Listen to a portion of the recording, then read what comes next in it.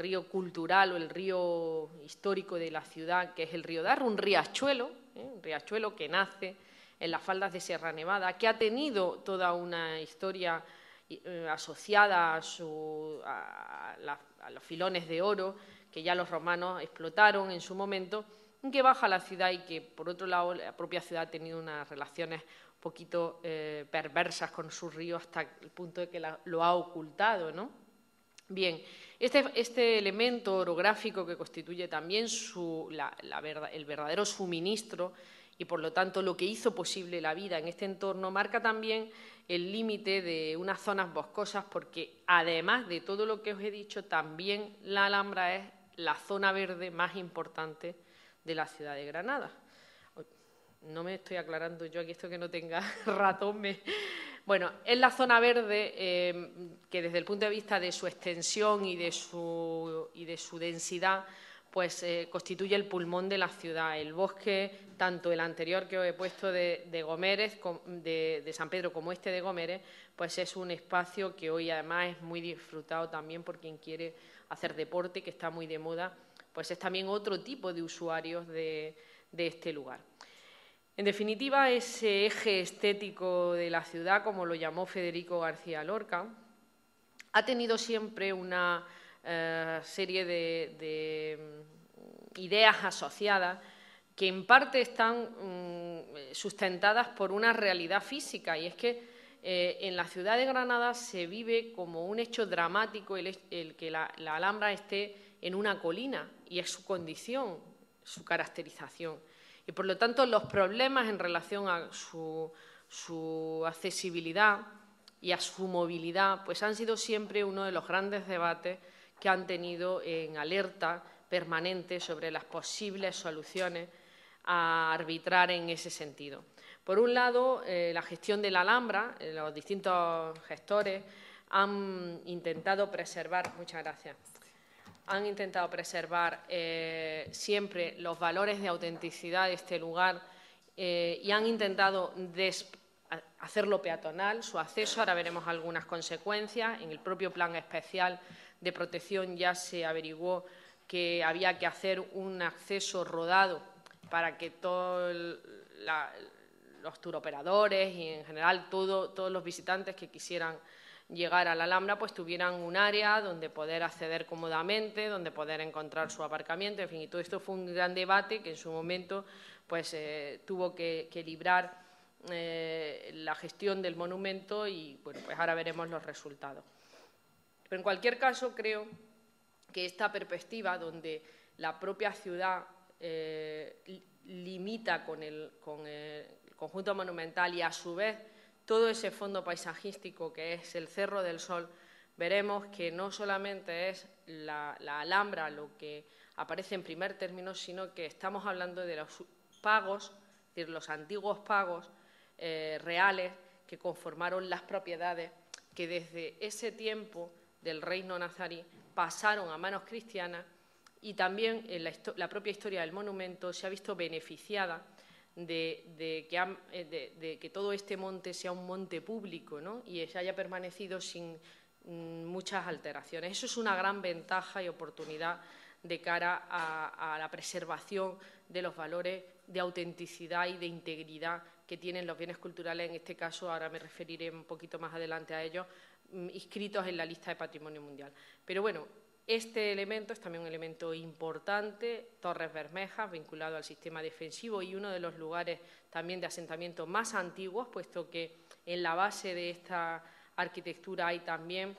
restos de construcciones probablemente de lo que dio origen al nombre de la ciudad, la Garnata al-Yahud, que era la Granada de los judíos, que estaban asentados en todo este sector de aquí. No obstante, el maravilloso Carmen, desde mi punto de vista, de Rodríguez Acosta, y la fuera de escala y ordenación Alhambra Palace, que es un alambresco, veis que han impuesto en este límite unas alturas que nos están hablando de un tiempo en el que ya la colina de la Alhambra empezaba a verse tensionada por el sector, por un lado, del urbanismo, que ha sido el otro gran elemento, porque Granada es una ciudad que no ha tenido, aparte de la universidad, además no ha tenido ciclos económicos considerablemente prolongados en el tiempo y, por lo tanto, su economía se ha basado casi siempre en las plusvalías del suelo. Y ha sido una ciudad que ahora, con la crisis económica de la construcción, pues evidentemente se ha visto muy, muy afectada por este tema y se está sosteniendo por el turismo, obviamente, que mantiene con el buque insignia de la Alhambra todo el resorte económico en esta materia. Bueno, os decía que aquí se ve muy bien y aquí vamos a ver esos problemas también del borde urbano a los que me voy a referir más a continuación. Pero además de ser esa antigua propiedad nazarí de Ciudadela Palatina, también tenemos que gestionar ese pago que os decía del Generalife, que era la antigua Almunia Real. Y además es que en ambos casos han sido los únicos que se han conservado a lo largo del tiempo y, por lo tanto, los hacen ser únicos en su género. Los otros están en estado arqueológico, de resto arqueológico, con lo cual ese protagonismo que tiene una gran ventaja para su caracterización, pues luego a la hora de la gestión del turismo también englobado con el resto de capacidades y recursos, pues los hace ser de difícil desarrollo en su entorno. Las huertas del Generalife, en una imagen la he querido traer de invierno, pero tiene también muchas estaciones, pues posee la extraordinaria singularidad que le dota de esa autenticidad que decía antes, que han sido huertas desde que se diseñaron para ese uso y no se han alterado a lo largo del tiempo y continúan en esa actividad como parte de la jardinería de la Alhambra. Pero también es un registro arqueológico y, como tal, no solo en el interior del monumento, en el suelo y en el vuelo, nos preocupamos de registrar y de conocer las distintas etapas históricas, tanto en su materialidad como en sus relaciones, ¿no?, y en su propio mestizaje, como decía antes Antonio, porque también hay zonas y mudéjares en la Alhambra. Pues tenemos áreas arqueológicas en todo el Cerro del Sol, interesantísimas, como veréis en otra imagen que os pongo, pero que hacen que tenga que trabajarse con metodología arqueológica y con análisis de viabilidad para su posibilidad de visita pública. En este plano, por ejemplo, donde a vista de pájaro hemos trasladado una serie de elementos que forman parte del interés arqueológico de todo ese Cerro del Sol, son ingenios y depósitos asociados a lo hidráulico. Yo decía que no podemos entender el Alhambra sin entender cómo llegó el agua hasta aquí, pero tampoco podríamos entender todo este sistema urbano que se constituyó en un tiempo de la historia y que después quedó abandonado, porque a partir de la expulsión de los moriscos, que como sabéis la última fue ya en el 17, pero hubo una serie de oleadas de expulsiones, ellos eran quienes mantenían los oficios asociados a la conservación de esta red de acequias y de esta red de depósitos. Claro, los castellanos al final no pudieron controlar como habían controlado los moriscos este sistema, y con lo cual el paisaje cambió. Y hoy lo que tenemos son restos de aquel paisaje. No sé si después, al final he quitado todas las imágenes o no, pero esta línea azul corresponde a la acequia real, es decir, ese canal que, aprovechando los distintos desniveles del terreno y desde 6 kilómetros arriba de la cuenca del río Darro, trae el curso del agua, y en este punto su curso se divide en 2 1/3, y el caudal de ese tercio transcurre por esta otra acequia, que se llama así, acequia del tercio. Vienen a confluir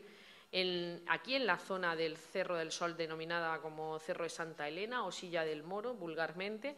y desde aquí, con una serie de canalizaciones, ya penetran en el interior de la ciudadela, y la otra deriva a una serie de riegos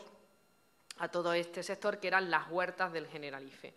El Albercón del Negro, el Aljibe de la Lluvia, el Ingenio de los Pozos Altos, todos son infraestructuras que permitirían comprender una urbanización de todo este sector de grandes almunias reales, por lo tanto un auténtico vergel, tal y como Jerónimo Munzer, uno de los primeros viajeros, nos explicaba. Así cabe entenderse esta imagen donde tenemos en primer plano el Albercón de las Damas, un albercón nazarí, y estas son las huellas de la noria de sangre que a través de un canal subterráneo posibilitaba el suministro de esta alberca, y de esta forma se iban conquistando las cotas del terreno para poder obtener productividad en cada una de esas tierras. El descubrimiento de toda esta importancia no es muy antiguo, es decir, que el propio Torres Balbás y Prieto Moreno, dos arquitectos conservadores y restauradores del monumento, se fijaron en este sistema para poder hacer factible a partir de esa